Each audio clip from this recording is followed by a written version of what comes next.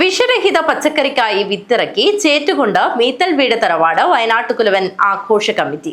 പള്ളിക്കര കൃഷി officer PV ജലേഷൻ ഉദ്ഘാടനം ചെയ്തു. പാലക്കുന്ന് കഴകപരിധിയിൽ വരുന്ന ചേറ്റുകുണ്ട് മീത്തൽ വീട് തറവാട്ടിൽ ഏപ്രിൽ 7, 8, 9 തീയതികളായി വയനാട്ടുകുലവൻ തെയ്യംകെട്ട് മഹോത്സവം നടക്കുകയാണ്. മഹോത്സവത്തിനെത്തുന്ന ഭക്തജനങ്ങൾക്ക് അന്നപ്രസാദം നൽകുന്നതിലേക്ക് ആവശ്യമായ വിഷരഹിത പച്ചക്കറികൾ ഉൽപ്പാദിപ്പിക്കുന്നതിനു വേണ്ടിയുള്ള പച്ചക്കറി വിത്തിടൽ ചടങ്ങ് ചേറ്റുകുണ്ട് കീക്കാൻ ഏത്താംകോട്ട വയലിൽ ബഹുജന പങ്കാളിത്തത്തോടെ നടന്നു. പള്ളിക്കര കൃഷി ഓഫീസർ PV ജലേഷൻ വിത്തിടൽ ചടങ്ങിന്റെ ഉദ്ഘാടനം നിർവഹിച്ചു. ഏറ്റവും പ്രധാനപ്പെട്ട ഒരു ഉത്സവമാണ് വയനാട്ടുകുലവൻ തെയ്യംകെട്ട് എന്നുള്ളത്.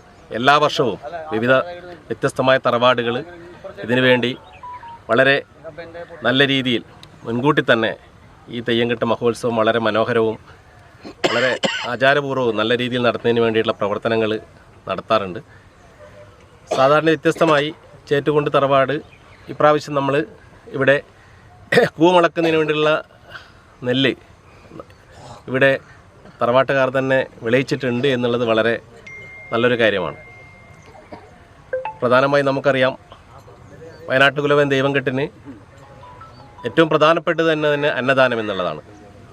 ആയിരക്കണക്കിന് ആൾക്കാർ എത്തിച്ചേരുന്ന ഈ വലിയ ഉത്സവത്തിന് അന്നദാനത്തിന് വേണ്ടിയിട്ട് കൂട്ടായ്മയോടുകൂടി ജൈവ പച്ചക്കറി കൃഷി ഇവിടെ ആരംഭിക്കുന്നതിന് വേണ്ടി തയ്യാറാവുകയാണ്. ആഘോഷ കമ്മിറ്റി ചെയർമാൻ ഉദയമംഗലം സുകുമാരൻ അധ്യക്ഷത വഹിച്ചു.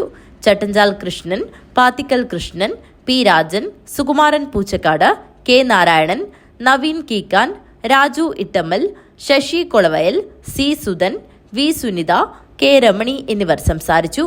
ആഘോഷ committee working chairman PK Surendranath സ്വാഗതവും സുകുമാരൻ ചേറ്റുകുണ്ട് നന്ദിയും പറഞ്ഞു.